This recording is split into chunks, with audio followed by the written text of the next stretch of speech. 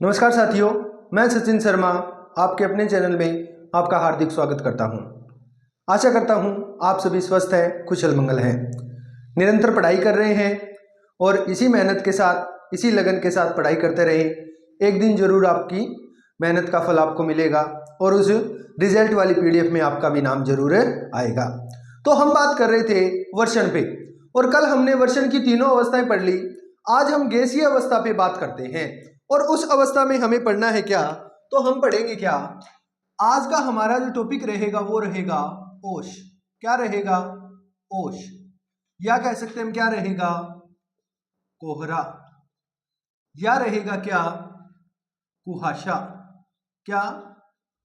कुहासा। या रहेगा क्या, पाला। क्या रहेगा? पाला। और इस पाले को बोलते क्या, तुषार। क्या बोलते हैं? तुषार। तो आज हम जानेंगे कि ओस क्या होती है, कोहरा क्या होता है, कुहासा क्या होता है, पाला या तुषार क्या होता है। इनके बारे में जब हम जान लेंगे तो हमें क्या है, एक एक चीज समझ आ जाएगी कि किस प्रकार ये बनते हैं।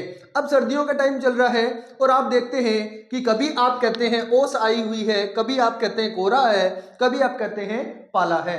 तो ये क्या होता है, कैसी कंडीशन में बनता है, और आज तक आपको ये समझ नहीं आया तो आज की क्लास के बाद आपका सारा डाउट क्लियर हो जाएगा। तो कैसे, इसको समझने के लिए पहले आपको ये समझना होगा, आपने जो पहले के जो वीडियो देख रखे हैं सभी उन वीडियो के ऊपर हमने बात करनी है। अगर आपको वो वीडियो बहुत अच्छे से ही समझ आए हैं तो आज आपको कुछ भी समझने की आवश्यकता ही नहीं है। आज तो आप बस सुनते जाओ। क्यों? क्योंकि आपने पहले की वीडियो को बहुत अच्छे से समझ रखा है, उन्हीं पे आधारित आज सारा काम है। कैसे देखना, अगर आपने आर्द्रता टॉपिक पढ़ लिया, अगर आपने बादल टॉपिक पढ़ लिया, अगर आपने तापीय प्रतिलोमन का टॉपिक पढ़ लिया, तो आज सिर्फ आपको चीजें सिर्फ देखनी है, क्योंकि पहले समझी हुई सारी चीजें आज सामने आने वाली है। कैसे देखो, ये सारा खेल जो है वो सारा का सारा खेल किसका है? ये सारा खेल है किसका? संघनन का। किसका खेल है? संघनन। और अगर आपने संघनन जान लिया कि क्या होता है तो समझो आपको ये पूरा चैप्टर ही एकदम क्लियर है। कैसे देखें, संघनन को जानने के लिए हमें पता होना चाहिए संघनन होता कैसे है, संघनन क्या है।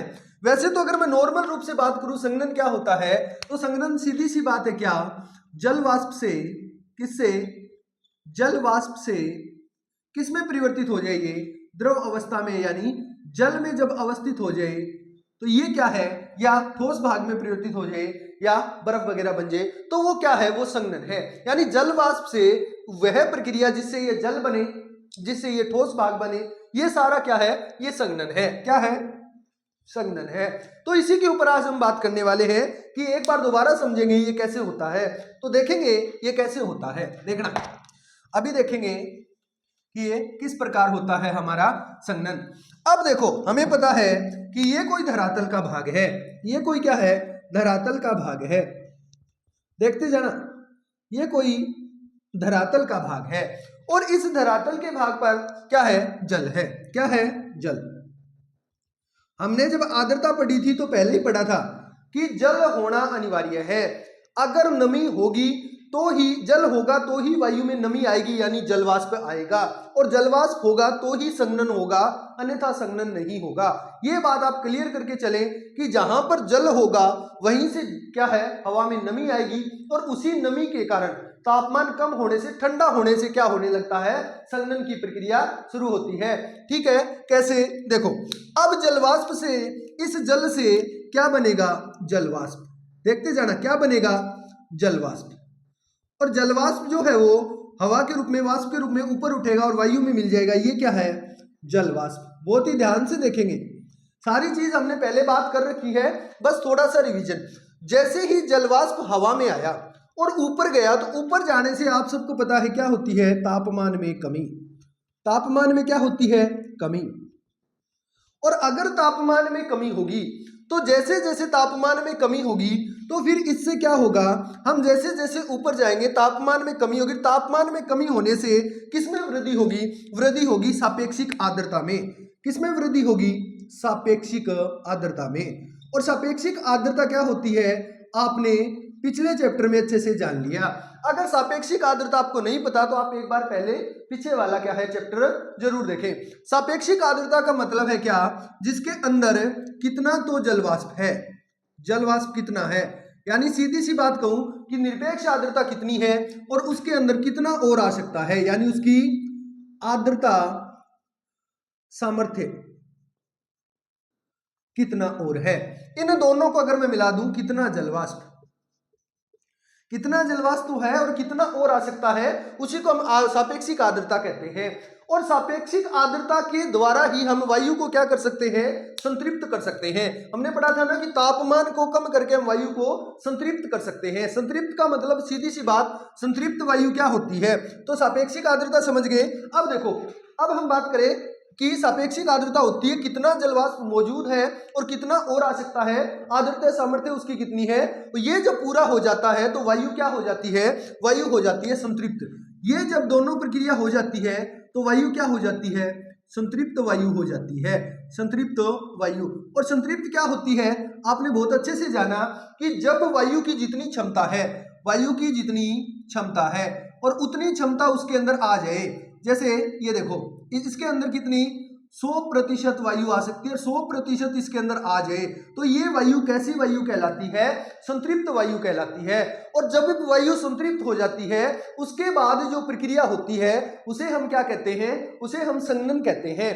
देखो कैसे, अब ये वायु अगर संतृप्त हो गई तो मान के चले इस संतृप्त वायु जिस तापमान पर हुई है, जैसे मैंने आपको कहा था, ऐसे मानो 10 डिग्री सेल्सियस पर यह संतृप्त हुई है, यानी 10 डिग्री सेल्सियस तापमान पर 100% आनी थी और 100% ही आ गई, तो इस पॉइंट को, इस बिंदु को कहते हैं औशांक बिंदु। क्या कहते हैं, औशांक बिंदु।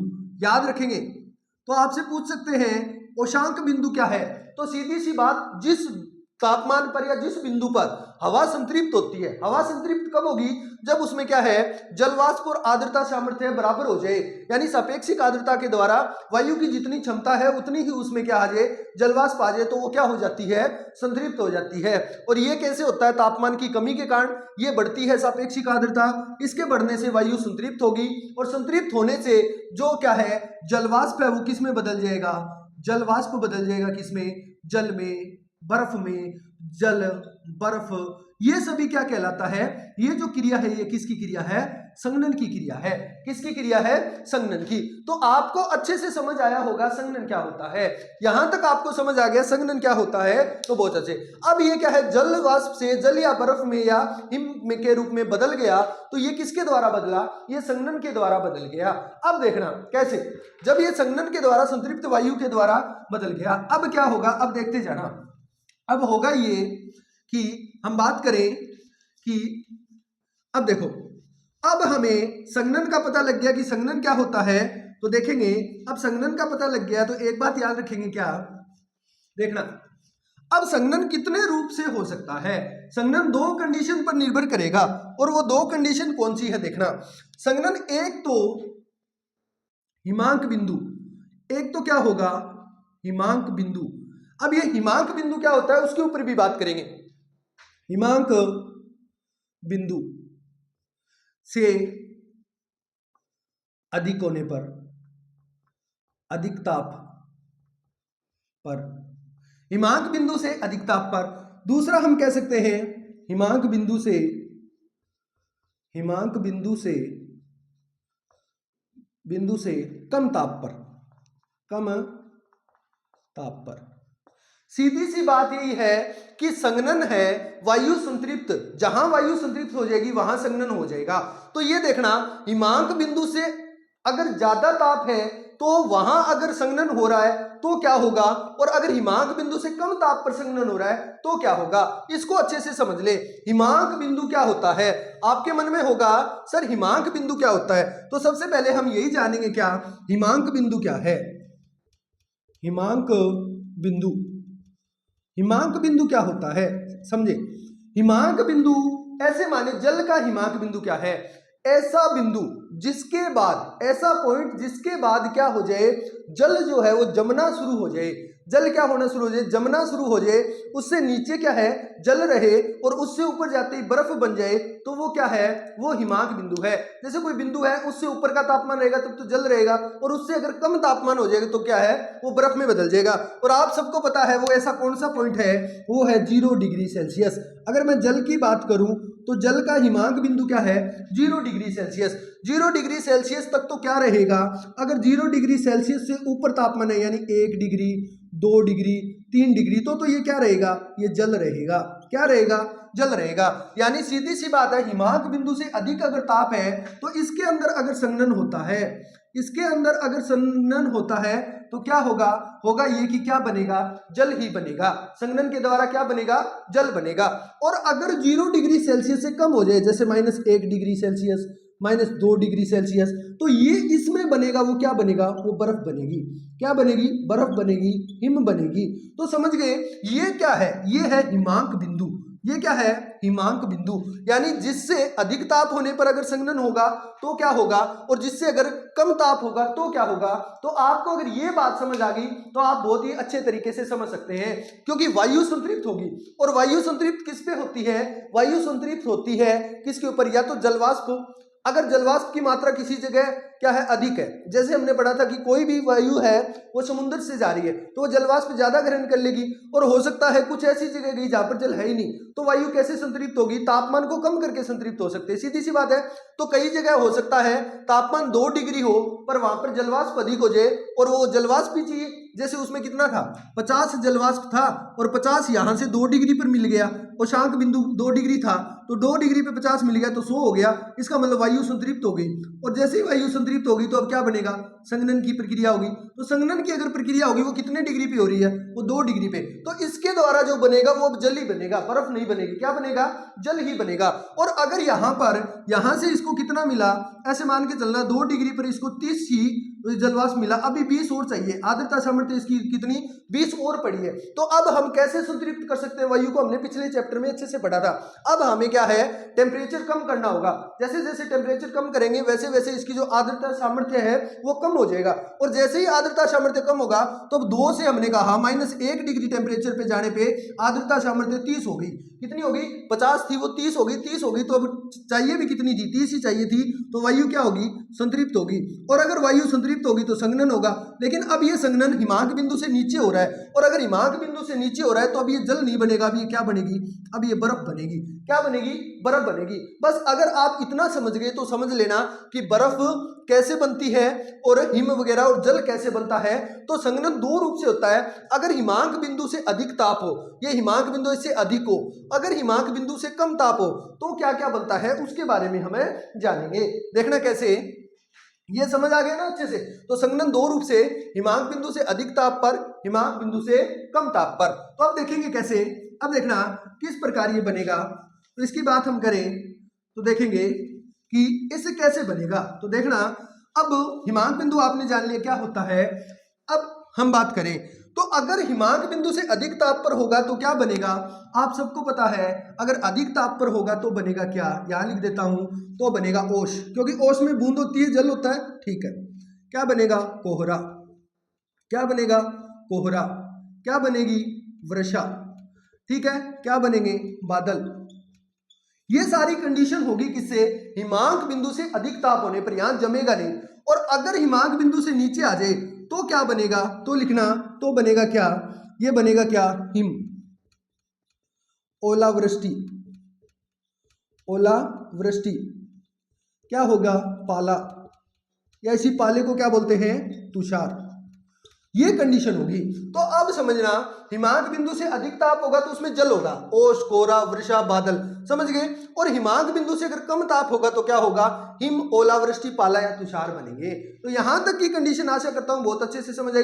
औशांक बिंदु क्या होता है, जिस बिंदु पर यानी जिस टेम्परेचर पर वायु संतृप्त होती है। अब संतृप्त वायु आप जानेंगे क्या होती है, कि जितनी उसके अंदर क्षमता आ सकती थी उतनी उसके अंदर आ जाए तो वो वायु संतृप्त हो जाएगी जलवाष्प की। जैसे आपने कहा इसमें 80% जलवायु, वो सॉरी जलवाष्प आ सकता है, तो आपने कहा 80 आ गया, इसका मतलब अब वो वायु संतृप्त हो गई। ये हमने बहुत अच्छे से समझा था, अगर आप नए हैं तो वो वीडियो जरूर है देख ले। तो फिर अगर संतृप्त होगी जिस तापमान पर, वो तो है उष्णांक बिंदु, लेकिन हिमांक बिंदु क्या है, जिस बिंदु के से कम होने पर तो क्या है, जमने लग जाए, और जिससे ऊपर है वो द्रव अवस्था में रहे, वो कौन सा बिंदु है, हिमांक बिंदु। जैसे जल का हमने कहा 0 डिग्री सेल्सियस, 0 डिग्री से कम अगर तापमान होता है तो वो क्या है, हिमांक बिंदु से कम हो जाएगा, जिससे क्या है, जमने लग जाएगा। और अगर 0 से अधिक है तो वो क्या है, द्रव रूप में रहेगा। जैसे जल का हमने देखा, तो जब ऊपर होगा तो क्या बनेंगे, ओस, कोहरा, वर्षा, बादल, और अगर नीचे होगा तो क्या बनेगा, हिम, ओलावृष्टि, पाला और तुषार बनेंगे। तो आशा करता हूं आपको अच्छे से समझ आ रहा होगा। अब हम आगे बात करें, देखिए क्या, अब आगे की बात ये है, अब हम बात करेंगे, देखना, अब देखेंगे कैसे ये हो गया। अब मेन बात है, अब हमें जानना है क्या, ओस, ओस कैसे बनती है। तो वही बात, ओस या कोहरा, कुहासा, पाला, तुषार, इसके लिए आपको एक वीडियो पीछे वाला याद करना होगा। किस किस को याद है देखते हैं, और वो वीडियो है क्या, क्या, तापमान प्रतिलोमन। क्या है, तापमान प्रतिलोमन, तापमान का प्रतिलोमन। याद है क्या आप सबको, तापमान का प्रतिलोमन क्या होता है, तापमान का प्रतिलोमन याद करो, बताओ, याद है ना तापमान का प्रतिलोमन क्या होता है। अगर नहीं पता, अगर भूल गए तो एक बार तापमान के प्रतिलोमन वीडियो को जरूर देखें। कैसे, देखो, तापमान का प्रतिलोमन ये होता है, मैं बता दूं आपको क्या होता है, जिसमें धरातल के पास नीचे तो क्या हो जाए, ठंडा क्षेत्र, ठंडा, और ऊपर क्या हो जाए, गर्मी। ये क्या कहलाती है, ये कंडीशन कहलाती है तापमान का प्रतिलोमन। ये अक्सर कब होता है, ये सर्दियों में ज्यादा होता है। हमने पढ़ा था कि ठंडा क्षेत्र नीचे हो जाए और ऊपर क्या हो जाए, गर्मी हो जाए। ऐसा कब होगा, ऐसा तब होगा जब, ये कंडीशन कब बनेगी, ये कंडीशन बनेगी जब क्या है, सर्दी की लंबी रातें। याद है ना सब कुछ, एक एक कंडीशन याद है ना। ये कंडीशन कब बनेगी, जब सर्दी की लंबी रातें होंगी। आकाश क्या रहेगा, आकाश स्वच्छ रहेगा। आकाश कैसा रहेगा, स्वच्छ रहेगा। क्या रहेगा, पवन क्या रहेगी, शांत रहेगी। पवन क्या रहेगी, शांत रहेगी। तो अगर ये कंडीशन रहे तो क्या हो जाएगा, साफ साफ हमें पता है कि नीचे ठंडा क्षेत्र और ऊपर गर्मी हो जाती है। बस ये तापमान के प्रतिलोमन के कारण ही ये सारी चीजें होती है। ओस, कोहरा, कुहासा, पाला, तुषार, ये सभी तापमान के प्रतिलोमन के कारण ही होती है। अब हम समझेंगे प्रतिलोमन के कारण कैसे होती है। बस आप इतना जान लो कि गर्मी और नीचे तो क्षेत्र के, पृथ्वी के आसपास का जो, मतलब धरातल के आसपास का क्षेत्र है, वहां तो ठंड हो जाए, और ऊपर वायुमंडल के ऊपर गर्मी हो जाए, ऐसी कंडीशन को तापमान का प्रतिलोमन कहते हैं। अगर आपको बहुत ज्यादा डीप समझना है तो आप तापमान का प्रतिलोमन वीडियो जरूर देख ले। फिर इससे क्या होगा, सर्दी की लंबी रातें होनी चाहिए ऐसी कंडीशन के लिए, आकाश एकदम स्वच्छ होना चाहिए, और पवन एकदम शांत होनी चाहिए। ठीक है, इसके लिए इतनी चीजें चाहिए।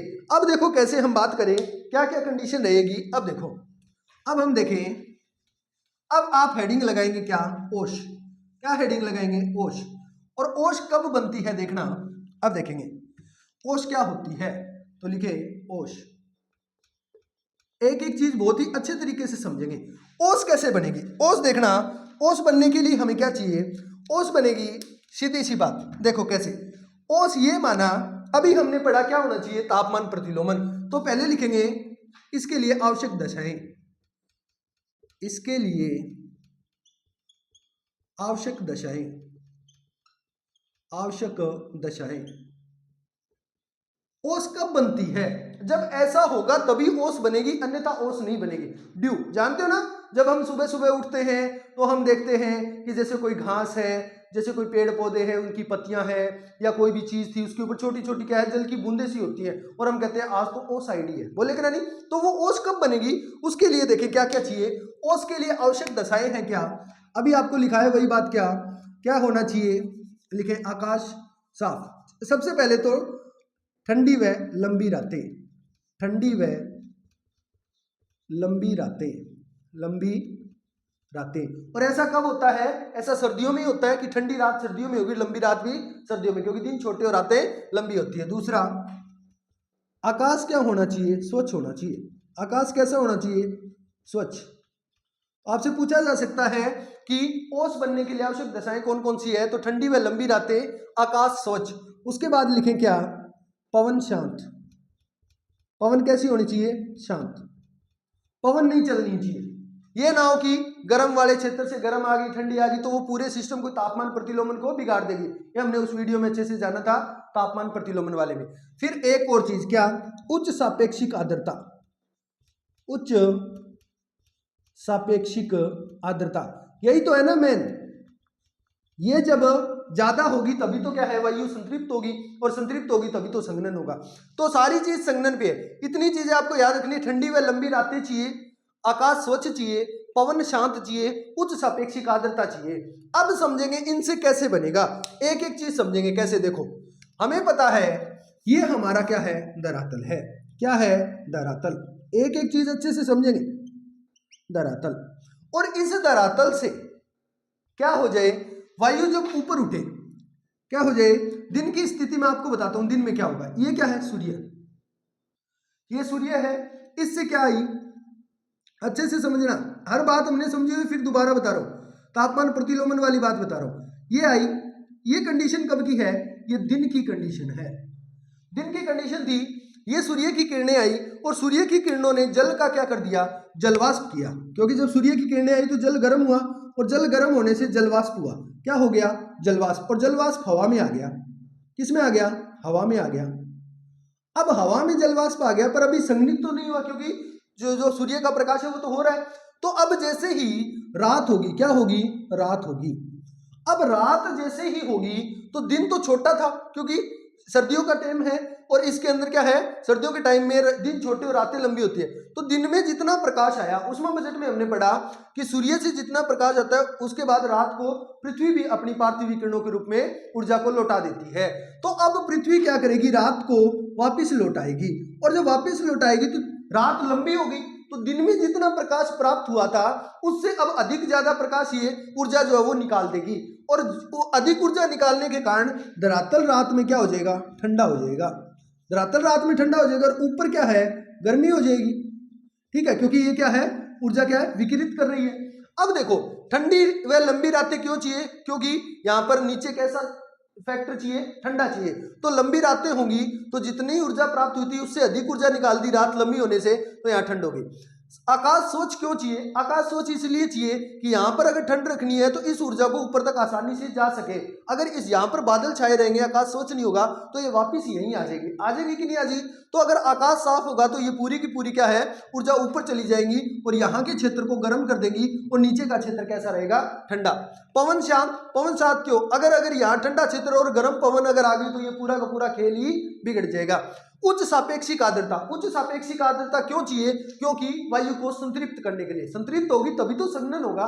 तो अब धरातल के पास सारी चीज है, क्यों, क्योंकि सापेक्षिक आर्द्रता उच्च है, क्योंकि अब जो दिन में जो था वो क्या है, अब रात में जैसे ही ठंड होगी मतलब तापमान कम होगा, तापमान कम होगा तो सापेक्षिक आर्द्रता बढ़ती है। हमने पहले ही पढ़ रखा है, तापमान कम तो सापेक्षिक आर्द्रता बढ़ेगी, उल्टा समझ लेना। तो तापमान जैसे ही कम होगा, यहाँ पर ठंडा क्षेत्र हो जाएगा, तो ये जो जलवाष्प था धरातल के निकट वाला, वो जलवाष्प क्या है, संघनन होगा। संघनन क्यों होगा, क्योंकि ठंडा हो गया, तापमान कम हो गया, उच्च सापेक्षिक आर्द्रता होने से वायु संतृप्त हो गई। और ये वायु संतृप्त होगी कितने डिग्री पर, हिमांक बिंदु से ऊपर डिग्री पे होगी। ये याद रखना, जैसे आपने कहा 2 डिग्री सेल्सियस तापमान पर ये वायु संतृप्त होगी, और जैसे ही संतृप्त होगी तो क्या होगा, अब संघनन होगा। क्या होगा, संघनन होगा। और जैसे ही संघनन होगा तो ये जो जलवाष्प था ये किस में बदल जाएगा, ये छोटी छोटी बूंदों में बदल जाएगा। किसमें, बहुत छोटी छोटी बूंदों में बदल जाएगा। और ये क्या है, इतनी छोटी बूंदों में बदल जाएगा कि ये क्या है, कोई बड़ी बूंद नहीं है कि वर्षा हो जाए। इन छोटी छोटी बूंदों को बोलते हैं बेटा जल शिखर। क्या बोलते हैं, जल शिखर। और कहते हैं 10,000 जल शिखर में एक बूंद बनती है। कितने जल शिखर में, 10,000 जल शिखर में, 1 2 3, 10,000 जल शिखर में, जल शिखर से एक बूंद बनती है, एक जल की बूंद बनती है। तो अब आप समझ सकते हैं कि ये कितनी छोटी छोटी बूंदें हैं। तो ये छोटी छोटी बूंदें क्या करेंगी, अब ये धरातल के पास इनको जो कुछ भी चीज मिलेगी, जो कुछ भी चीज कैसे, जैसे समझना क्या, यहां पर इनको मिल गया कोई पेड़, इस पेड़ की जो पत्तियां हैं उनके सहारे ये जल वाष्प में बदल जाएंगी। यहाँ पर इनको कोई ठोस चीज मिल गई, जैसे मिल गया कोई पत्थर, क्या मिल गया, पत्थर। इस पत्थर के सहारे धरातल के आसपास इनको कोई भी चीज मिल जाए, उनके ऊपर, जैसे हम सुबह उठते हैं तो कोई बर्तन पड़ा है उसके ऊपर क्या है, आप कहते हो ओस आ रखी है, चारपाई बाहर भूल गए तो उसके ऊपर ओस आ रखी है, कोई भी चीज इसको मिल जाए, इसको ऊपर नहीं है, धरातल के नजदीक इसको कोई भी चीज, जैसे कोई पर्वत है, कोई पेड़ है, कोई पत्ती है, कोई घास है, कुछ भी चीज हो, उनके सारे ये संघनित होकर छोटी छोटी बूंदे यहाँ जल शिखर के रूप में, ये छोटी छोटी बूंदे क्या है, इनके ऊपर जमी हुई मिलती हैं। इन्हीं बूंदों को हम क्या कह देते हैं, इन्हीं बूंदों को हम कह देते हैं क्या, ओस कह देते हैं। क्या कह देते हैं, ओस। क्यों, क्योंकि ये कैसे हुआ, ये हुआ हिमांक बिंदु से, वायु संतृप्त किस पे हुई, हिमांक बिंदु से अधिक ताप पर संतृप्त हुई, ये याद रखना, अधिक ताप पर संतृप्त हुई, अधिक ताप पर संतृप्त हुई। और अधिक ताप पर संतृप्त हुई यानी मान सकते हो आप 2 डिग्री सेल्सियस, 3 डिग्री, हिमांक बिंदु तो कितना है 0 डिग्री सेल्सियस, तो आप मान सकते हो 3 डिग्री हो गया, 4 डिग्री हो गया, कितने डिग्री पे, जिस भी डिग्री पे वायु संतृप्त हो जाएगी उस डिग्री पे संघनन की प्रक्रिया शुरू हो जाएगी। और यहाँ तो ठंड होगी, ठंड होने से ही तो क्या होती है, वायु संतृप्त होती है। क्यों, क्योंकि सापेक्षिक आर्द्रता बढ़ जाती है, तापमान अगर कम तो सापेक्षिक आर्द्रता अधिक हो जाती है। तो आशा करता हूं आपको ओस अच्छे से समझ आया। ओस क्या होता है, धरातल के नजदीक ठंड होने से, ऊपर गर्मी होने के कारण जो धरातल के आसपास का जलवाष्प है वो हिमांक बिंदु से अधिक ताप पर संतृप्त हो जाती है वायु, जिससे संघनन की प्रक्रिया प्रारंभ होने से धरातल के पास जो भी वस्तु है, कौन सी, जैसे घास के मैदान, या हम कह सकते हैं कोई पत्थर, या हम कह सकते हैं कोई भी ठोस वस्तु, या जिसके सारे क्या है, संघनन की प्रक्रिया के द्वारा छोटी छोटी बूंदें बन जाती हैं, उन्हें हम क्या कहते हैं, ओस कहते हैं। क्या कहते हैं, ओस कहते हैं। तो आशा करता हूं ओस आपको समझ आई। अब लिखेंगे, इसके लिए आवश्यक दशाएं आपने समझ ली। क्यों ठंडी व लंबी रातें क्यों चाहिए, इसलिए कि यहां पर ठंड हो जाए, यहां गर्मी हो जाए। एक बात, आकाश स्वच्छ क्यों चाहिए, क्योंकि जो ऊर्जा ऊपर जा रही है वो ऊपर चली जाए, ताकि यहाँ पे ठंड बनी रहे, यहाँ पर गर्मी हो जाए ऊपर, ठीक है। तीसरी बात, पवन शांत क्यों चाहिए, क्योंकि यहाँ पर अगर पवन गर्म आ जाएगी तो ये पूरा खेल ही बिगड़ जाएगा, क्योंकि यहाँ के टेम्परेचर को गर्म कर देगी, लेकिन हमें तो यहाँ पर कैसा चाहिए, ठंडा टेम्परेचर चाहिए। फिर उच्च सापेक्षिक आर्द्रता क्यों चाहिए, क्यों चाहिए, क्योंकि वायु हमें संतृप्त करनी है। अगर वायु संतृप्त नहीं होगी तो क्या होगा, क्या होगा, होगा ये कि यहाँ पर क्या हो जाएगा, संघनन ही नहीं प्रारंभ होगा। तो संघनन प्रारंभ क्या है, उच्च सापेक्षिक आर्द्रता से होगा। संघनन प्रक्रिया किससे होती है, सापेक्षिक आर्द्रता उच्च हो जाए, और जब सापेक्षिक आर्द्रता उच्च हो जाएगी तो इससे क्या हो जाएगा कि जो संघनन की प्रक्रिया, जिस संघनन की प्रक्रिया से हिमांक बिंदु से अधिक ताप पर हो रही है, इसका मतलब बर्फ तो नहीं बनेगी, क्या बनेगी, बूंदे बनेगी। और ये बूंदे क्या है, छोटी छोटे रूप में बनती है, इन्हें जल शिखर कहते हैं। कहते हैं 10,000 जल शिखर से एक जल की बूंद बनती है। जो हम वर्षा के रूप में प्राप्त करते हैं ना, वो एक जल की बूंद में 10,000 जल शिखर होते हैं, ये छोटे छोटे। यही आगे कुहासा में, यही सेम स्थिति कुहासा में भी रहेगी, याद रखना।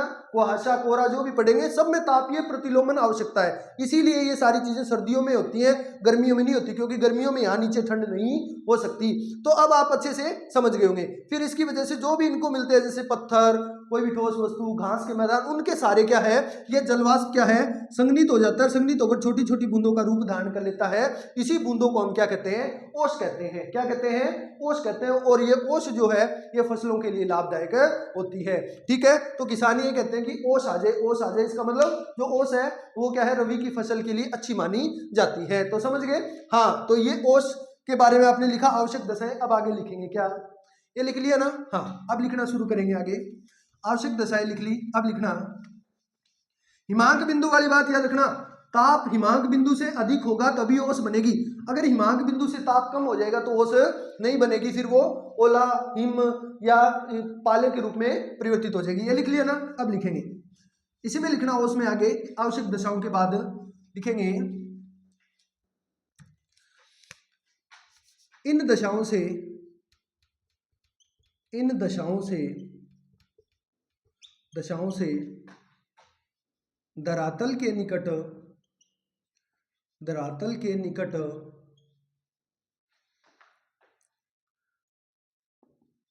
ठंड हो जाती है जिससे संपर्क में आने वाली वायु, क्योंकि अब धरातल के संपर्क में आएगी वो वायु क्या हो जाएगी, ठंडी। संपर्क में आने वाली वायु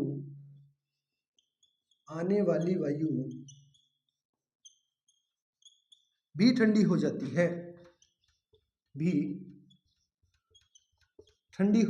है, हो जाती है, जिससे वायु में स्थित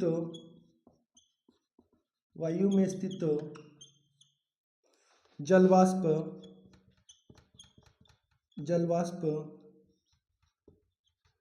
संघनित होकर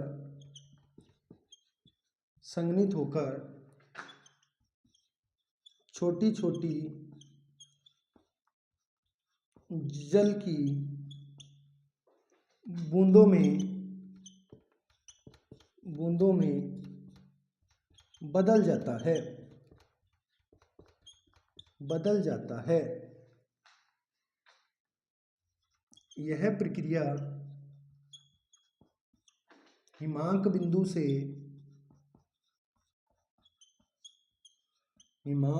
से अधिक ताप पर होती है। यह बात याद रखना, अधिक ताप पर होती है, अधिक ताप पर होती है। ठीक है, ये जल की बूंदें धरातल पर स्थित पेड़ पौधे, पत्थर, घास, ठीक है, वह कोई भी वस्तु के सहारे बनती है, के सहारे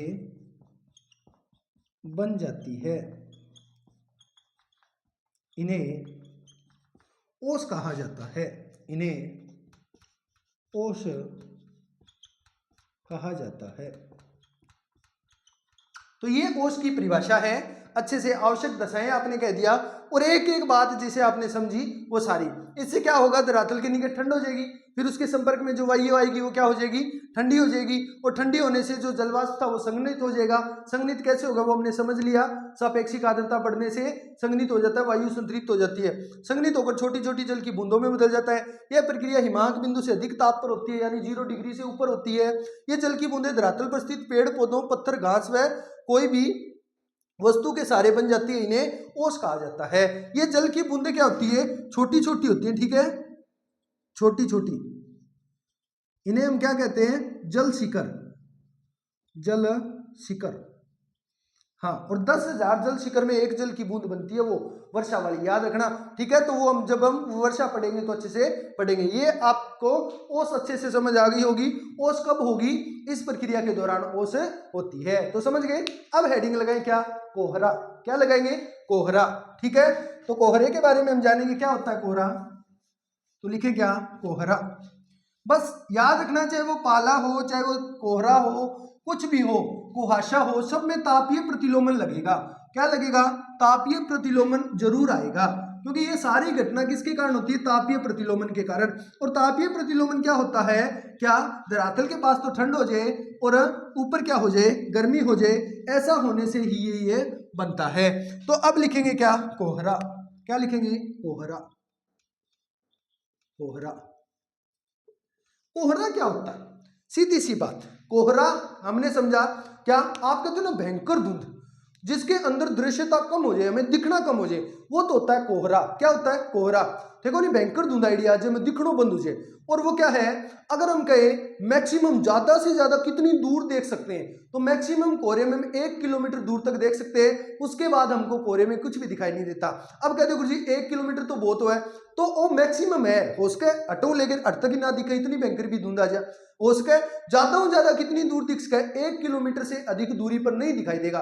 1 किलोमीटर के बाद दिखना बंद हो जाता है, वो मैक्सिमम है, मिनिमम कोई लिमिट नहीं है। यहाँ है तो यहाँ भी नहीं दिखेगा, इतनी भयंकर भाई कोहरा छा सकता है। कुहासा अलग होता है, कोहरा अलग होता है, ठीक है। अब देखना, कोहरा किससे बनेगा, वही तापीय प्रतिलोमन से। किससे, तापीय प्रतिलोमन से, लोमन से क्या बनता है, तापीय प्रतिलोमन से कोहरा बनता है, कोहरा बनता है। अब ये तापीय प्रतिलोमन आपने जान लिया, क्या, नीचे ठंड ऊपर क्या हो, गर्मी हो। तो अब क्या हो जाएगा, कोहरा जो है वो तापीय प्रतिलोमन से बनेगा, सीधी सी बात है। कैसे बनेगा तो अब हम समझेंगे। कोहरा क्या होता है? कोहरा एक बादल ही है। कोहरा क्या है? बादल ही है। ऐसे बादल जो कहां बनेंगे? बादल जो धरातल के निकट बनते हैं, धरातल के निकट बनते हैं, निकट बनते हैं, वो क्या होते हैं? कोहरा होते हैं। एक तो बादल ऊंचाई पर बनते हैं जो हमने पढ़ लिए, पक्षाम मेघ, स्त्री मेघ, ठीक है, पढ़े थे ना। एक ये बादल ये होते हैं, पर ये कहां बनते हैं? धरातल के निकट बनते हैं। ऐसे बादल जो धरातल के निकट बन जाए वो क्या है? कोहरा कहलाते हैं। और इनसे क्या हो जाता है? हमें दिखाई देना कम हो जाता है, ठीक है। बादल जो धरातल के निकट बनते हैं, इससे हमें दिखाई देना कम हो जाता है, कम हो जाता है। अधिकतम यानी मैक्सिमम, अधिकतम 1 किलोमीटर तक देख सकते हैं, तो ये तो कोहरा है।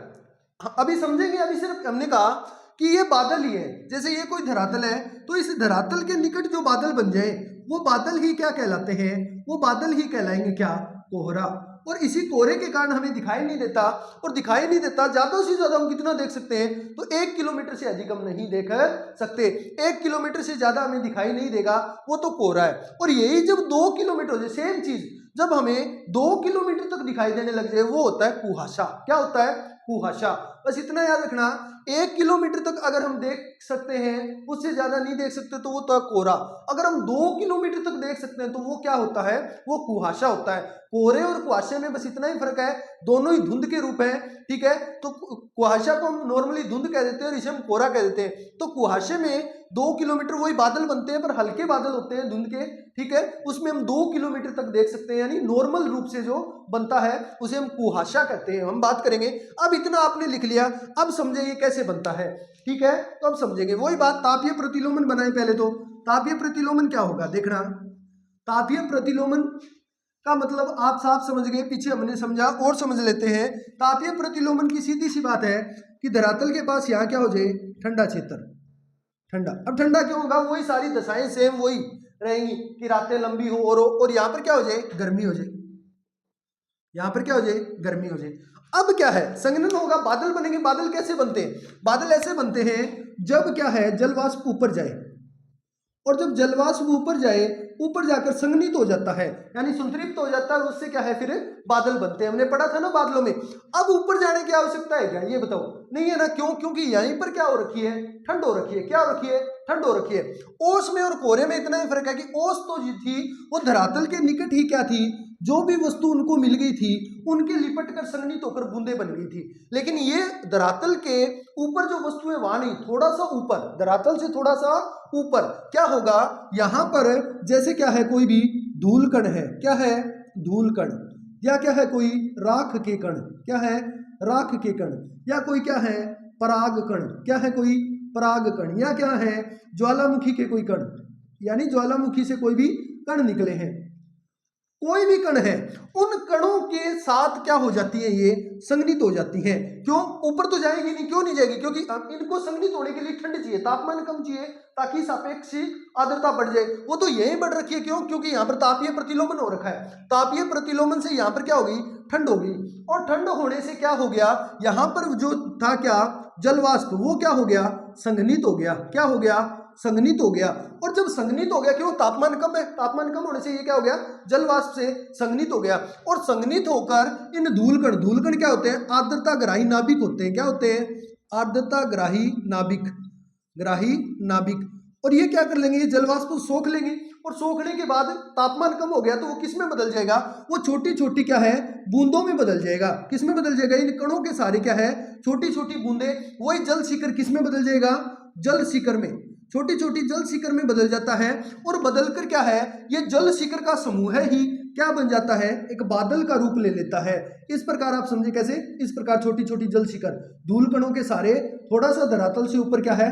एक बादल का रूप ले लेगी। और इसमें क्या होगा? छोटी छोटी जल की बूंदें होंगी। अब वो धरातल पे नहीं थी, ओस तो धरातल पर कोई भी वस्तु मिली वहां, ये धरातल से थोड़ा सा ऊपर क्या है, थोड़ी सी ऊपर क्या है, छोटी छोटी बूंदें आसमान में तैरने लगती हैं, जो हमारे ऊपर जैसे यहाँ है हम, तो यहाँ पर तैरने लगेंगी, और इन्हीं तैरती हुई बूंदों के रूपी बादल को हम क्या कह देते हैं, कोहरा कह देते हैं। क्या कह देते हैं, कोहरा। और ये किसके कारण बनता है, ये तापमान के प्रतिलोमन के कारण नीचे ठंड हो जाती है, ऊपर गर्मी, जिसकी वजह से जलवाष्प जो है वो संघनित हो जाता है। सारी कहानी संघनन की है।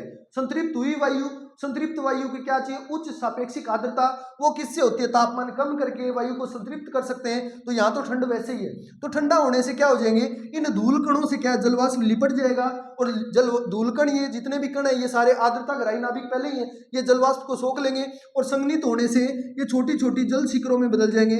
और ये जल शिखर इतने भारी नहीं है कि ये गिर सके, गिरते तो बारिश हो जाती, पर ये क्या तैर रहे हैं, और ये तैरते हुए जो है ये क्या कहलाएंगे, एक बादल के समान दिखाई देंगे, और ये बादल के कारण हमें क्या है, दिखना कम हो जाता है, और जिसकी वजह से क्या है, इसको हम नाम दे देते हैं क्या, कोहरा। क्या कह देते हैं, कोहरा। क्या कह देंगे, कोहरा। तो आपने समझा ओस क्या होती है, ओस धरातल के ऊपर जो भी वस्तु है उसके सारे संघनित होकर क्या हो जाती है, उनको धूलकण वगैरह की आवश्यकता नहीं है, वो तो धरातल के निकट कोई भी वस्तु है उसके सारे संघनित होकर बूंदों के रूप में बदल जाएंगी, वो तो है ओस।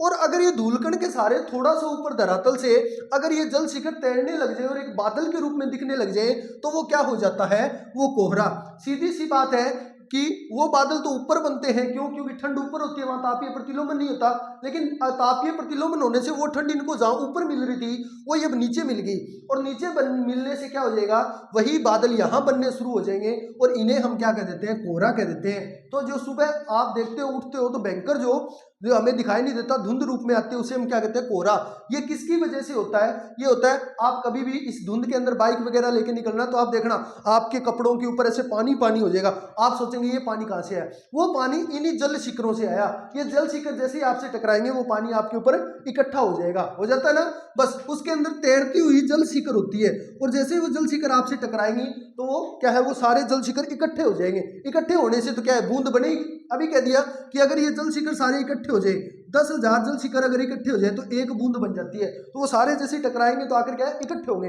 इकट्ठे होने से वो सारे के सारे क्या है, ऐसे लगेगा जैसे क्या है, पानी पानी हो गया। होता है ना सर्दियों के मौसम में जब आप बाइक पे निकलते हो, तो बस वो इसी कारण होता है, क्योंकि आसमान में तैर रहे हैं, इसके अंदर धरातल से थोड़ा सा ऊपर जल शिखर, और इससे तैरने से ये क्या हो गए, सारे बादल के रूप में दिखते हैं। इसी बादल को हम क्या कहते हैं, कोहरा कहते हैं। तो ओस धरातल पे कोई भी वस्तु के सारे संघनित होकर बूंद बन जाती है, और ये क्या है, धूलकण या कोई भी ये जितने भी राख आर्द्रता ग्राही नाभिक होते हैं, चाहे वो राख के कणों, पराग कणों, ज्वालामुखी कणों, कोई भी हो, उनके सहारे क्या होता है, ये सारे के सारे क्या है, आर्द्रता ग्राही नाभिक के रूप में संघनित होकर छोटी छोटी जल शिखरिया बूंदों के रूप में बनते हैं, और इसके कारण बादल बनते हैं, जिसके कारण हमें दिखना कम हो जाता है, वो क्या कहलाता है, कोहरा, जो 1 किलोमीटर तक दिखता है। तो आशा करता हूं आपको अच्छे से ये समझ आ गया होगा। तो अब लिखेंगे क्या, वैसे तो मैंने लिखा ही दिया कि बादल होते हैं, पर एक बार इसको थोड़ा सा और अच्छे से लिख ले, क्या, तापीय प्रतिलोमन के कारण क्या हो जाता है, वही वाली चीज क्या है, धरातल के निकट ठंड होने से वायु क्या है, संपर्क में आती है। लिखे वही चीज धरातल के निकट, और ये वो हिमांक बिंदु से ऊपर ही होता है, हिमांक बिंदु से ऊपर है तभी जल बन रहा है। बर्फ जब बन गई ना, जब जलवाष्प सीधा बर्फ में बदल गया, तब समझ लेना क्या हो गया, तब सीधी बात यही है, वो हो जाएगा क्या, हिमांक से कम तापमान। धरातल के निकट ठंड होने से संपर्क की वायु ठंडी हो जाती है, अब धरातल के निकट ठंड क्यों हुआ, मैंने लिखा दिया ऊपर, तापमान प्रतिलोमन, ठंडी हो जाती है, जिससे जल वाष्प जो धूल कणों के सहारे संघनित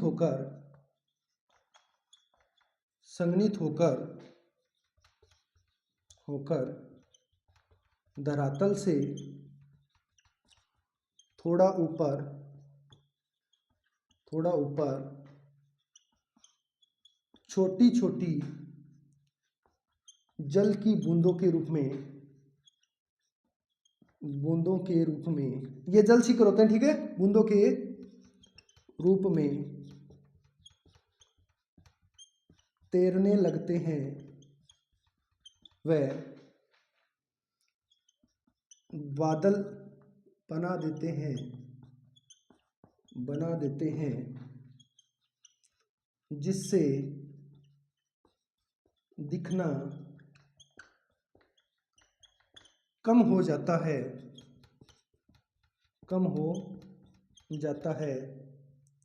उसे कोहरा कहते हैं।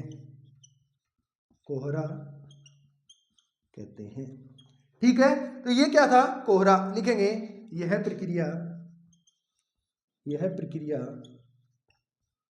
हिमांक बिंदु से, ये याद रखना, यहां पे लिख देता हूं 0 डिग्री सेल्सियस, हिमांक बिंदु से अधिक ताप पर होती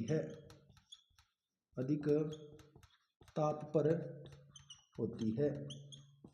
बस बात ही है, यहाँ वायु संतृप्त जो है वो 0 डिग्री सेल्सियस से ऊपर ही रहेगी, चाहे वो क्या जिसमें बूंदे बन रही हो जल की, जहां जम जाए ना, जहां बर्फ बननी शुरू हो जाए, वहां 0 से नीचे आ जाएगा, ये याद रखना। तो हिमांक बिंदु से अधिक ताप पर होती है, ये क्या होता है? कोहरा। अब बात करें कि निर्माण प्रक्रिया के आधार पर कोहरे को 3 रूप में बांटा गया है। कितने रूप में? 3 रूप में। कौन कौन सा? तो पहली बात है विकिरण कोहरा, दूसरी बात है अभिवहनीय कोहरा, और तीसरा है वातागरी कोहरा। कौन सा कोहरा? वातागरी कोहरा। तो ये देखते हैं क्या होता है। ठीक है, देखेंगे, लिखे निर्माण प्रक्रिया के आधार पर ये जो हमने किया है ना अभी कोहरे को समझा, ये विकिरण कोहरा है। कौन सा कोहरा है? विकिरण कोहरा, क्योंकि ये तापमान प्रतिलोमन के कारण होता है। ये किसके कारण हो रहा है? सूर्य की किरणों के कारण हो रहा है। क्यों? दिन में सूर्य की किरणें आ रही हैं, जिससे क्या है, यहाँ पर पृथ्वी गर्म हो रही है। जैसे ही रात होगी तो ये सूर्य की किरणें वापस जा रही है पृथ्वी से, तो ये तो विकिरण के द्वारा। ये कौन सा कोहरा है? विकिरण कोहरा है। तो लिखेंगे, क्या लिखें? निर्माण प्रक्रिया के आधार पर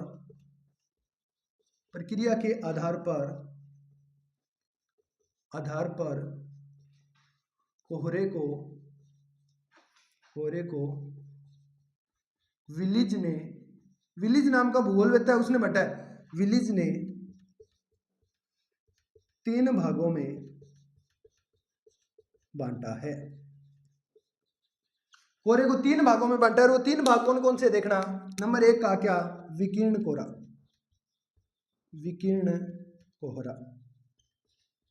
जो अभी आपने समझा वो विकिरण कोहरा है, क्योंकि ये विकिरण के कारण ही हो रहा है। कैसे समझना? विकिरण कोहरा क्या है यहां समझेंगे। ये धरातल है, और इस धरातल पर सुबह में क्या आता है? प्रकाश आता है। सूर्य से क्या आता है? प्रकाश। और क्या है, दिन छोटा होगा तो ये क्या हो गया? गर्म हो गया। क्या हो गया? धरातल गर्म हो गया। जैसे ही क्या होगी, ये तो दिन की बात है, तो समझ गए। अब ये गर्म हो गया क्योंकि दिन छोटा था। जैसे मानो 8 घंटे का दिन था, 8 घंटे ये गर्म हो गया। अब क्या है, 16 घंटे की रात होगी। कितने घंटे की? 16 घंटे की रात होगी। तो अब 8 घंटे तो जो सूर्य से प्रकाश आया था उसको निकाल दिया, अब रात में निकाल दिया, तो रात तो अभी भी 8 घंटे की ओर बची हुई है। तो अब 8 घंटे में पृथ्वी अपनी जो ऊष्मा है उसको भी त्याग देगी। तो 8 घंटे में जब ऊष्मा अपनी और त्याग देगी, तो यहाँ पर जो पृथ्वी थी गर्म, वो अब कैसी होगी? वो रात में यहाँ ठंडी हो गई। और जो ऊपर आकाश में बादल है नहीं, तो यहाँ क्या होगी? गर्मी होगी। तो विकिरण के कारण ही हो रहा है ये सब कुछ। विकिरण आई, विकिरण जा रही है, तो अब ये ठंडी होगी। ठंडी होने से यहाँ क्या बन गया? तापीय प्रतिलोमन। और तापीय प्रतिलोमन से ही तो क्या हो गया, यहाँ पर जो भी जलवाष्प था वो संघनित हो गया, और संघनित होकर यहाँ पर क्या, छोटी छोटी जल शिखर बन गए। और जल शिखर बनने से यहाँ क्या हो गया, यहाँ पर क्या बन गया? सीधी सी बात है, यहाँ पर कोहरा छा गया बादल के रूप में। इसे हम क्या कह देते हैं? विकिरण कोहरा। क्या कह देते हैं? विकिरण कोहरा। तो विकिरण कोहरे में क्या लिखना है? साफ साफ सीधी सी बात है कि दिन में सूर्य से आने वाली किरणें, दिन में सूर्य से आने वाली किरणें धरातल को गर्म करती है, धरातल को गर्म करती है। ठीक है, जिससे वायु में जलवाष्प समाहित हो जाता है, वायु में जलवाष्प समाहित हो जाता है। वह जैसे ही रात होती है तो रात की अवधि लंबी होने से, क्योंकि लंबी रातों की बात चल रही है, तो रात की अवधि लंबी होने से पृथ्वी के द्वारा ऊष्मा का त्याग अधिक करने से अधिक करने से धरातल ठंडा हो जाता है, धरातल ठंडा हो जाता है, जिससे जिससे धरातल के निकट जलवाष्प धरातल के निकट जलवाष्प संघनित होकर छोटी छोटी, यहां पर क्या है, छोटी छोटी जल की बूंदों में तैरने लगता है, तो बादल बन जाते हैं, बादल बन जाते हैं, जिससे दिखाई देना कम हो जाता है। इसे विकिरण कोहरा कहते हैं, इसे विकिरण कोहरा कहते हैं। तो आप समझ गए, विकिरण कोहरा जो मैंने आपको नॉर्मल जो कोहरा समझाया था वो विकिरण कोहरा ही है। यही जो कंडीशन हमने पहले बात की वो कौन सा है, विकिरण कोहरा। अब दूसरा लिखेंगे क्या, विकिरण कोहरे के बाद, विकिरण कोहरे के बाद जो दूसरा है वो कौन सा है, वो आपका रहने वाला है क्या, वो है कौन सा, अभिवहनीय कोहरा। कौन सा कोहरा, अभिवहनीय कोहरा, अभिवहनीय कोहरा, अभिवहनीय कोहरा। अब ये अभिवहनीय कोहरा क्या होता है, अभिवहनीय कोहरा हमने स्थल समीर जल समीर पढ़ा था, बस वही अभिवहनीय कोहरा है। कैसे देखना, ये कोई भाग है क्या, जल भाग, जल भाग धरातल पर, और ये कौन सा भाग है, ये स्थल भाग, स्थल भाग, बस ये इतना समझ लेना, ये जल भाग है, ये स्थल भाग है। अब क्या होगा, दोनों पर सूर्य की प्राप्ति हुई, दोनों पर सूर्य की प्राप्ति हुई, तो दोनों पर सूर्य की प्राप्ति होने से दोनों का जो टेम्परेचर है वो क्या हो जाएगा, क्या होने लगता है, यहां पर अब दोनों ने सूर्य प्राप्त किया, सूर्य के प्रकाश प्राप्त होने से ये भी गर्म हुआ और ये भी गर्म हुआ, ये तो दिन की बात है। अब जैसे ही रात हुई तो आपको पता है ये भाग क्या होने लगता है, ये भाग ठंडा होने लगता है, क्या होने लगता है, ठंडा होने लगता है। देखते जाना, ये भाग क्या होगा, ठंडा। अब रात को आपको पता है स्थल भाग जल्दी क्या हो जाता है, ठंडा हो जाता है, वो तो दिन की स्थिति थी, गर्म हो गई सूर्य के प्रकाश से। अब रात में क्या होगा, अब रात में ये भाग ठंडा हो जाएगा, क्यों, स्थल भाग जल्दी ठंडा होता है, आपने पढ़ा था, और जल भाग देर से क्या होगा, ठंडा होगा। रात में यहाँ पर गर्मी होगी तो ये ठंडा हो गया, तो यहाँ पर प्रेशर कैसा क्रिएट हो गया, HP क्रिएट हो गया, सीधी सी बात है, और यहाँ पर कैसा प्रेशर क्रिएट हो गया, LP।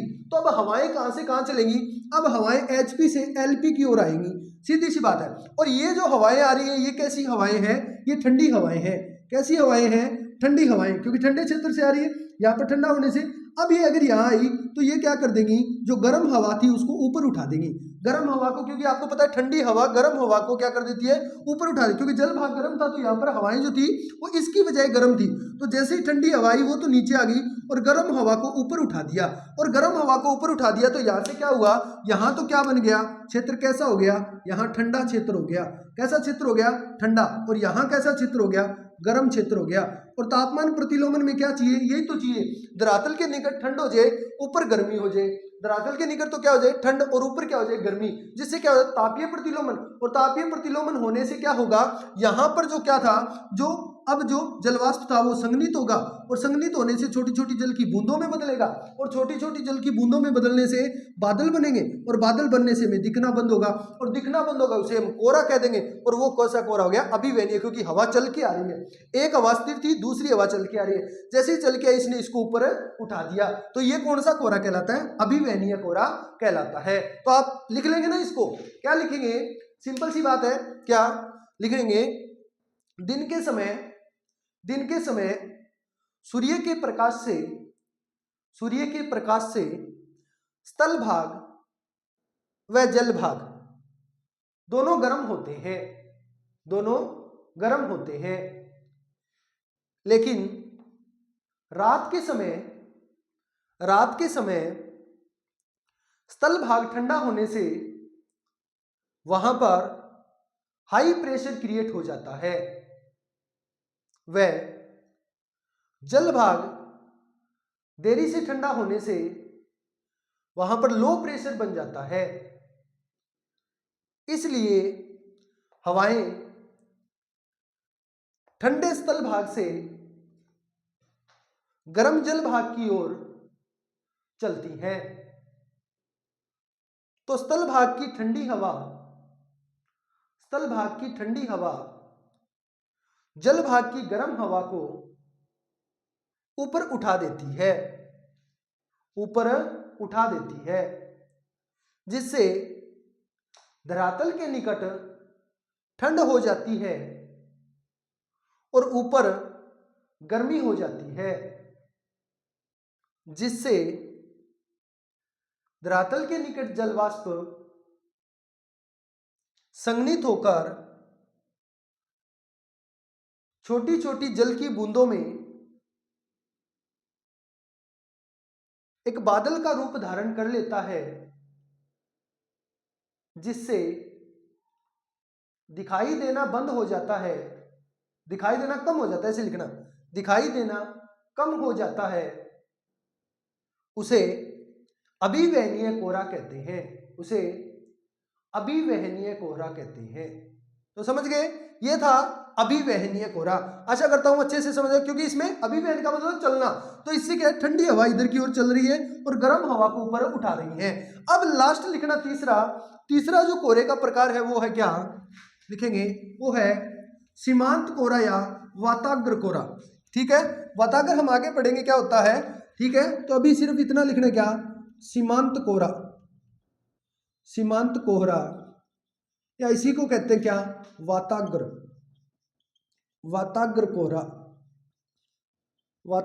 कोहरा। ये क्या होता है, इसमें भी अभिव्यय नहीं होगा, पर उसमें एक हवा आ रही थी, इसमें दोनों आएगी। इसमें क्या होगा, एक तरफ से क्या होगा, गर्म वायु, और एक तरफ से कौन सी वायु, ठंडी वायु। ये दोनों वायु जब एक दूसरे की तरफ आएंगी तो क्या होगा, ठंडी वायु गर्म वायु को ऊपर उठा देगी, ठंडी वायु यहाँ नीचे आ जाएगी और ऊपर वायु यहाँ ऊपर आ जाएगी, तो गर्म वायु ऊपर आ जाएगी। तो हो गए ना वही तापीय प्रतिलोमन की कंडीशन, ठंडी वायु यहाँ आने से धरातल के निकट तो क्या हो जाएगी, ठंड, और ऊपर क्या हो जाएगी, गर्मी। और ऐसा होने से वही वायु क्या है, यहाँ पर जलवाष्प संघनित होगा, छोटी छोटी बूंदें बनेगी और एक बादल बनेगा, और उसी बादल को हम क्या कहते हैं, कोहरा, जिसे दिखाई कम देगा। तो ये बनने वाला कोहरा कौन सा है, सीमांत कोहरा। अब आप कहोगे सर उसमें भी तो चल रही थी अभिव्यय में, उसमें एक चल रही थी, गर्म स्थिर थी, याद करो, गर्म स्थिर थी और ठंडी आ रही थी, गर्म स्थिर थी ठंडी आ रही थी, एक ही चल रही थी ना, इसमें दोनों आ रही है, गर्म भी आ रही है और ठंडी भी, दोनों चल रही है। तो सीमांत कोहरे में दोनों चलती है, अभिव्यय में कोई एक चलती है। इसका उदाहरण आपको मैं बता सकता हूं, ऐसी कंडीशन कहां बनती है, याद करो, ऐसी कंडीशन बनती है, अभी मैं बताता हूं, देखना कैसे। सीमांत कोहरे की कंडीशन मैं अभी आपको बता देता हूं कहां बनती है। देखो, जैसे ये हमारी पेटियां हैं और इसमें ये तो उपोषण पेटी है, उपोषण पेटी याद है क्या, इस पेटी से पछुआ पवनें चलती हैं और इधर से ध्रुवीय पवन आती है, ठंडी पवन, याद आया। इधर से क्या है, ठंडी पवन चल के आती है, इधर से गर्म पवन चल के आती है, और ये दोनों यहाँ पर आकर मिलती है। तो यहाँ पर जो कोहरा छाता है वो कौन सा कोहरा होता है, वो सीमांत कोहरा होता है, क्योंकि ये ठंडी है, वो गर्म को ऊपर उठा देगी और ठंडी खुद नीचे आ जाएगी। इससे यहाँ जो कोहरे का निर्माण होता है वो कौन सा, सीमांत कोहरा। पछुआ पवन और ध्रुवीय पवन जब जहाँ मिलती है, वहाँ ध्रुवीय पवन ठंडी होती है और पछुआ पवन गर्म होती है, दोनों जब यहाँ एक दूसरे के पास आएंगी तो ठंडी पवन नीचे आ जाएंगी, गर्म पवन ऊपर आ जाएंगी, तो वहां सीमांत कोहरे का निर्माण होता है। कौन से कोहरे का, सीमांत कोहरे का।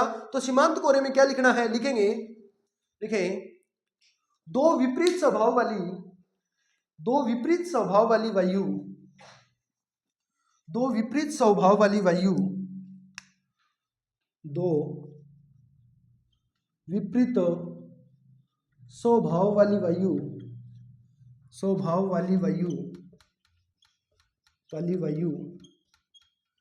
एक दूसरे की तरफ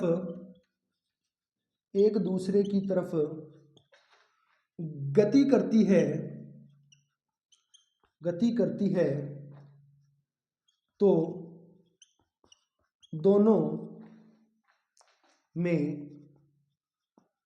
ठंडी वायु गर्म वायु को ऊपर उठा देती है,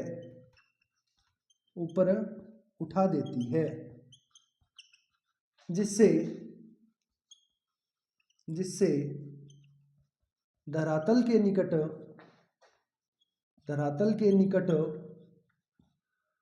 ठंड व ऊपर गर्मी हो जाती है, गर्मी हो जाती है, जिससे जिससे जलवाष्प धरातल के निकट संघनित होकर छोटी छोटी जल की बूंदों में बादल के रूप में बन जाती है, जिससे दिखना कम हो जाता है,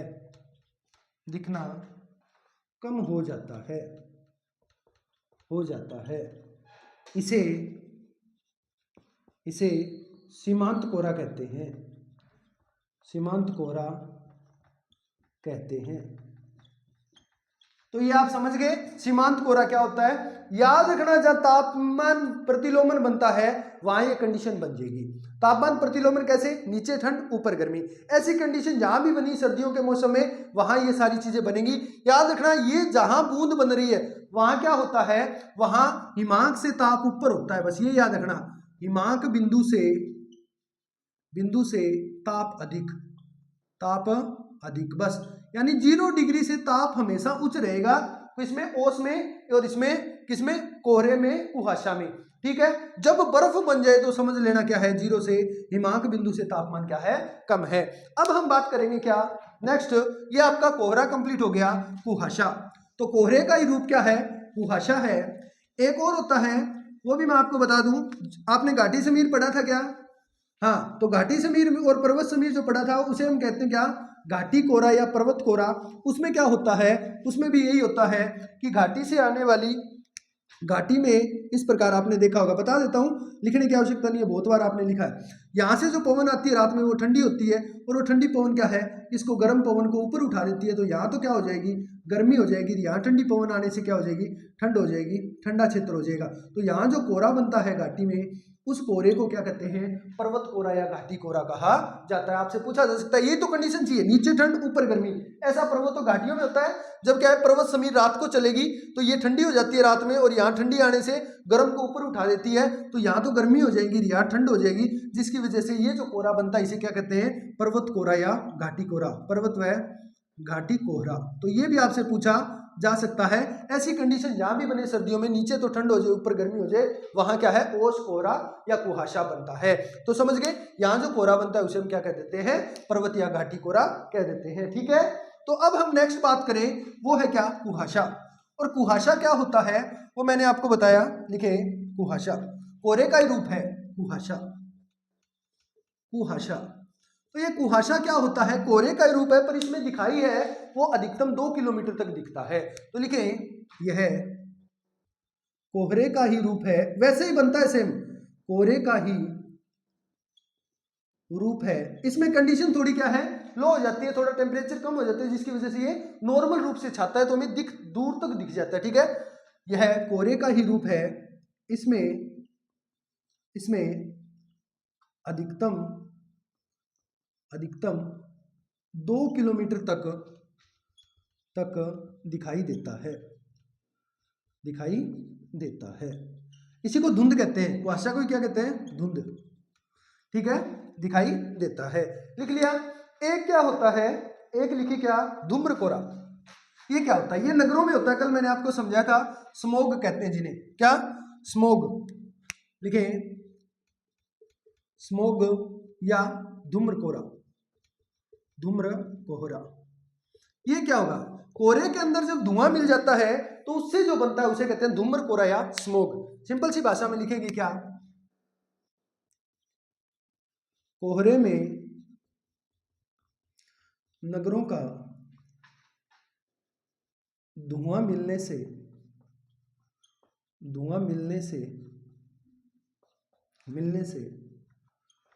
धूम्र कोहरा बनता है। ठीक है, कोहरे में जब धुआं मिल जाए तो और कम दिखाई देना बंद हो जाता है, ठीक है, बनता है जिससे जिससे दिखाई देना बहुत कम हो जाता है, बहुत कम हो जाता है, हो जाता है। महानगरों में देखना बहुत भयंकर धुंध आती है, बहुत भयंकर कोहरा छाता है। क्यों? क्योंकि वहां धूम्र कोहरा छाता है और ये नुकसानदायक होता है, ठीक है। अब लास्ट बात लिखेंगे क्या? पाला। पाला क्या होता है? आपने बहुत सुना होगा, पाला पाला पाला, ठीक है, कि पालो थे, सुनो नहीं, कसरसू ने तो पालो मार गयो, सुनते हो ना, पाला, ठीक है। और आज तो बहुत पालो पड़ा है, जमे सारों की, सुनते हो ना, बस वही चीज सुनना। लिखेंगे क्या? पाला, या इसी को कहते क्या? तुषार। क्या कहते हैं? तुषार। पाला और तुषार क्या होते हैं इसको समझेंगे, बस उसके बाद हमारा ये जो है गैसीय अवस्था जी वो सारी हमने अच्छे से समझ लेंगे। कल फिर हम क्या है वर्षा पे बात करेंगे। तो पाला या तुषार क्या होता है? कंडीशन वही है सेम, क्या? तापीय प्रतिलोमन। क्या चाहिए? तापीय प्रतिलोमन। सीधी सी बात है कि धरातल के निकट क्या चाहिए? ठंड चाहिए, और ऊपर क्या चाहिए? गर्मी चाहिए। बस ऊपर के क्षेत्र में गर्मी हो, नीचे क्या हो? ठंडा हो। अब यहां क्या होगा? अब सीधा सा ये होगा कि यहां पर जो वायु संतृप्त होगी, यहां पर जो बात होगी, जो औशांक बिंदु बनेगा, वो औशांक बिंदु टेम्परेचर क्या हो जाएगा? यहां पर एक मोस्ट इंपॉर्टेंट बात यही है कि यहां पर क्या होगा? हिमांक बिंदु से कम ताप पर वायु संतृप्त होगी। बस ये बात इंपॉर्टेंट है, ये लिख लेना। हिमांक बिंदु का मतलब 0 डिग्री सेल्सियस से कम पर यहां पर क्या है? वायु संतृप्त होगी। यानी यहां पर संघनन की जो प्रक्रिया है वो 0 डिग्री कम टेम्परेचर पर होगी। क्यों? क्योंकि यहां पर ऐसी कंडीशन तब बनती है जब क्या हो जाए कि पूर्ण रूप से वायु संतृप्त ना हो, तो संघनन की प्रक्रिया नहीं होगी। संघनन की प्रक्रिया कब होगी? जब हम वायु को संतृप्त करें। वायु को संतृप्त कैसे कर सकते हैं? तापमान को कम करके। तो हो सकता है वो 0 डिग्री पे नहीं हुई, वो जाकर -2 डिग्री सेल्सियस पर संतृप्त हुई। जब 2 डिग्री सेल्सियस पर संतृप्त हुई तो उससे क्या होगा? वायु संतृप्त होगी, संघनन की प्रक्रिया होगी। अब जब माइनस में टेम्परेचर चला गया, हिमांक बिंदु से नीचे आ गया, देखो जैसे यहां से जलवाष्प उठा और ये जलवाष्प उठा, तो अब ये जलवाष्प हमने कहा ये कोई इसमें कितना 100 जलवाष्प आ सकता है। तो इस जलवाष्प से ये सिर्फ कितना बना? 50%। अभी 50 और चाहिए, पर अब 50 तो और नहीं है, ठीक है। अब नहीं है तो क्या कंडीशन है? अब इसको पूरा तो करना पड़ेगा संघनन के लिए। तो इससे क्या होगा? इससे ये होगा कि ये संतृप्त कब होगी? ये संतृप्त एक ही है, क्या? तापमान कम कर दो, तापमान है कम। तो अब जैसे जैसे तापमान कम होगा तो इसकी संतृप्त की क्या है? 100 से कितनी हो जाए? आर्द्रता जो सामर्थ्य है वो कितना हो जाए? वो 50 हो जाए। और ये 50 आर्द्रता सामर्थ्य किस पॉइंट पर होगा? तो आपने कहा ये -2 डिग्री सेल्सियस पे होगा। तो -2 डिग्री सेल्सियस तापमान कम हुआ तो ये 50 हो गया, और 50 इसके अंदर ही थी, तो ये क्या होगी? वायु संतृप्त होगी। क्या होगी? संतृप्त होगी। पर ये संतृप्त हुई कैसे? पर हिमांक बिंदु से कम तापमान पर, यानी -2 डिग्री सेल्सियस पर। अब -2 डिग्री सेल्सियस पर जब होगी तो यहां पर जो जल बूंदे थी, अब वो क्या है? जो जलवाष्प था वो बूंदों में ना परिवर्तित होकर सीधा किस में हो जाएगा? जम जाएगा। क्यों? क्योंकि हिमांक बिंदु से नीचे चली गई। हिमांक बिंदु से नीचे चली गई तो अब जलवाष्प सीधा सीधा किस में बदल जाएगा? जलवाष्प सीधा बर्फ में बदल जाएगा, बर्फ के टुकड़ों में। किसमें? बर्फ के टुकड़ों में। सीधी सी बात है, क्या नहीं बनेगा? जल नहीं बनेगा, जल नहीं बनेगा। सीधी सी बात है, किसमें बदल जाएगा? ये बदल जाएगा सीधा किसमें? जलवाष्प से बर्फ के टुकड़ों में। क्यों? क्योंकि तापमान हिमांक बिंदु से नीचे चला गया, और इसीलिए जो भी जलवाष्प था वो सीधा का सीधा बर्फ के रूप में जम जाता है, और इसी जमने के कारण फसलों को नुकसान होता है। पाला जो पड़ता है तो फसलों को नुकसान होता है, क्योंकि ये क्या है? जम जाता है, और जमने से क्या है? जल के आयतन में वृद्धि होती है, और वृद्धि होने से ये जो पौधों की कोशिका वगैरह होता है इनको फाड़ देता है, जिसकी वजह से क्या है? नुकसान होता है। कोई भी फसल है वो खत्म हो जाती है। फसल क्या है? वहीं खत्म हो जाती है। ते सुनेड़ो का पाड़ो मार गयो, ठीक है। अब अपने भी खून क्या है? जमने लगता है हाथों में। अपन यहाँ आज तो जमा है, इनको मतलब सीधी सी है कि जल वाष्प से सीधे बर्फ के टुकड़े बन रहे हैं। क्यों? क्योंकि वायु -2 डिग्री, ये उदाहरण के रूप में है, ये कोई फिक्स नहीं है। -2 हो सकता है, -2 पे ना हो तो और कम करना पड़ जाए, -3 पे हो जाए। ये जितने डिग्री होगा उतने डिग्री पे जल वाष्प क्या है, जमना शुरू हो जाता है। बस एक बात याद रखना, हिमांक बिंदु से ताप हमेशा कम रहेगा। 0 डिग्री सेल्सियस से कम ताप में ये जमेगा जब संतृप्त वायु होगी। हिमांक बिंदु से ऊपर नहीं बनेगा। हिमांक बिंदु से ऊपर तो जल की बूंदें ही बनेंगी, छोटी छोटी। बर्फ के टुकड़े कब बनेंगे? जब बनेंगे जब नीचे ठंड और ऊपर गर्मी हो। ये तो सब में चाहिए, लेकिन हिमांक बिंदु से नीचे ताप हो जाए तब जो जलवाष्प है वो सीधा बर्फ के टुकड़ों में बन जाता है। एक बात और सीख लेना, बर्फ के टुकड़ों से जलवाष्प से सीधा बर्फ के टुकड़ों में तो बदलता है, उसको तो कहते हैं क्या? निक्षेपण। क्या कहते हैं? निक्षेपण। जैसे देखना, क्या जलवाष्प से किस में बदल गया? बर्फ में। तो ये तो प्रक्रिया है क्या? निक्षेपण। क्या कहलाती है? निक्षेपण। और अगर क्या है, बर्फ से सीधा किस में बदल जाए? जलवाष्प में बदल जाए, जल ना बने, बर्फ से सीधा जलवाष्प में, ये कहलाता है ऊर्ध्वपातन। ऊर्ध्वपातन। तो कई बार पूछा जा सकता है ऊर्ध्वपातन क्या होता है, तो बता दे कि ठोस अवस्था से सीधा गैसीय अवस्था में। ये कौन सी अवस्था है? ये ठोस है। और ये कौन सी अवस्था है? गैसीय। गैसीय। और बीच में रहेगी कौन सी? द्रव अवस्था। तो द्रव में नहीं बदलता, क्योंकि पहले तो नॉर्मल तो ऐसे होता है ना, देखो, जलवाष्प, जलवाष्प से जल, और जल से क्या बन रहा था? बर्फ। ये 3 कंडीशन थी ना, ये तो थी गैस, ये था द्रव, और ये था क्या? ठोस। नॉर्मल कंडीशन तो ये होती है, लेकिन इसमें ऊर्ध्वपातन में क्या होता है? सीधा गैस से ठोस बन जाए। जैसे कपूर। क्या? कपूर। याद रखना, क्या? कपूर। इस कपूर से क्या होता है, हम कपूर जब सीधा आग में डालते हैं तो देखना जल नहीं बनेगा, सीधी भाप बन जाएगी। तो कपूर क्या है? ठोस से सीधा गैस में बदल रहा है। वो किसका उदाहरण है? वो ऊर्ध्वपातन का है। और अगर जलवाष्प से जल ना बनकर सीधी बर्फ बने तो उसे कहते हैं निक्षेपण। क्या कहते हैं? निक्षेपण। तो याद रखेंगे, निक्षेपण अलग चीज है, ऊर्ध्वपातन अलग है। ऊर्ध्वपातन में क्या होता है? ठोस से गैस बनती है। और निक्षेपण में क्या होता है? तो जलवाष्प से बर्फ बनती है। तो पाले में कौन सी प्रक्रिया होती है? निक्षेपण की प्रक्रिया होती है। पाला जब बनता है तो क्या होता है? निक्षेपण। क्योंकि जलवाष्प से सीधा बन रहा है क्या? बर्फ बन रहा है। सीधा डायरेक्ट क्या बन रहा है? बर्फ बन रहा है। तो याद रखेंगे, ये होता है निक्षेपण। तो ये क्या था? पाला। आशा करता हूं आपको अच्छे से समझ आ गया होगा। तो अब लिखेंगे पाले के बारे में। तो लिखते हैं पाला क्या होता है, लिखेंगे। ये आप याद रखना, हिमांक बिंदु से कम पर क्या है? होती है ये प्रक्रिया। लिखेंगे, लिखना वही लिखे, धरातल के पास, धरातल के निकट ठंड होने से संपर्क की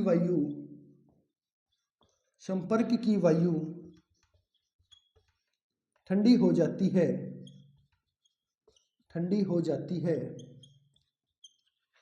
जिससे संघनन होता है। यह हिमांक बिंदु से, हिमांक यानी 0 डिग्री सेल्सियस से कम ताप पर होता है,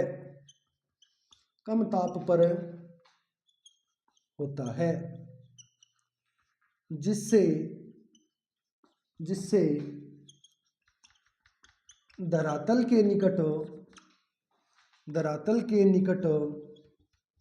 स्थित जलवाष्प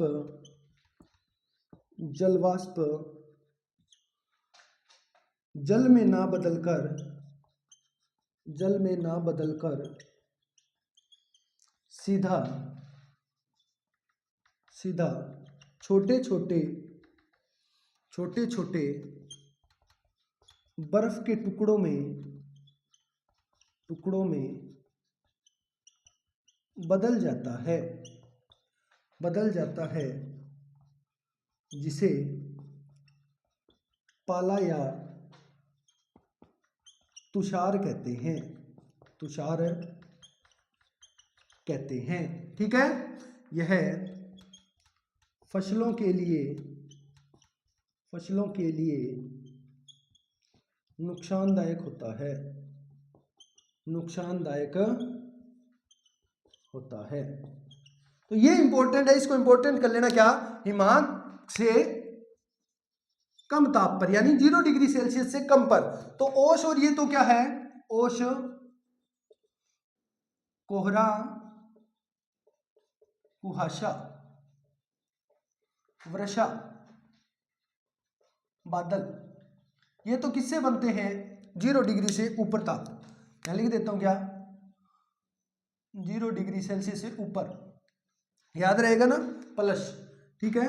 और दूसरा लिख दे क्या, ओलावृष्टि, ऊपर लिख लेना कॉपी में एकदम, ओलावृष्टि और हिमपात व पाला, या इसी को बोलते क्या, तुषार। ये कब बनता है, ये बनता है 0 डिग्री से कम ताप पर, 0 डिग्री सेल्सियस से कम ताप पर। तो ये समझ जाएंगे आप, ठीक है। तो ये हमने क्या है, आज का टॉपिक पूरा पढ़ लिया, ओश पढ़ ली, कोहरा पढ़ लिया, कुहासा पढ़ लिया, पाला व तुषार पढ़ लिया। आशा करता हूं आपको बहुत अच्छे से समझ आई होगी और आज के बाद कभी आपको कोई कंफ्यूजन रहने वाली नहीं है।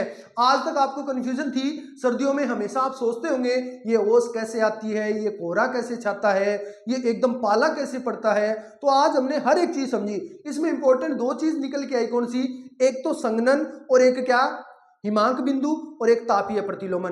तो अगर तापीय प्रतिलोमन नहीं समझ आया तो एक वीडियो अलग से बनी हुई है तापीय प्रतिलोमन की, आप जाकर देखना, आपको बहुत अच्छे से वहां पर बहुत ही डीप तरीके से समझाया गया है तापीय प्रतिलोमन। और अगर तापीय प्रतिलोमन एक ही होता है क्या, नीचे ठंडो ऊपर गर्मी हो, वो तापीय प्रतिलोमन है। ऐसी कंडीशन सर्दियों में ही बनती है क्योंकि नीचे का तापमान ठंडा सर्दियों में हो जाता है, क्योंकि लंबी रातें होती है उसकी वजह से, जिससे क्या है, ये प्रक्रिया सारी ओस और सब हिमांक बिंदु से ऊपर है तो क्या है, बूंदे बन जाएंगी, अगर हिमांक बिंदु से नीचे तो वो बर्फ के टुकड़े बन जाएंगे। तो ये आज का हमारा चैप्टर था। आशा करता हूं आपको बहुत अच्छे से समझ आया होगा। फिर भी कोई डाउट है तो आप कमेंट करें, आपके कमेंट का जवाब मैं जरूर दूंगा, बोर्ड पे आके आपके डाउट क्लियर करूंगा। आप क्या है, ऐसे ही क्लास लगाते रहे, नोट्स बनाए, पढ़ते रहे, ज्यादा से ज्यादा बच्चों को शेयर करें, लाइक करें, कमेंट करें, चैनल को सब्सक्राइब करें। ठीक है, धन्यवाद, शुभ रात्रि।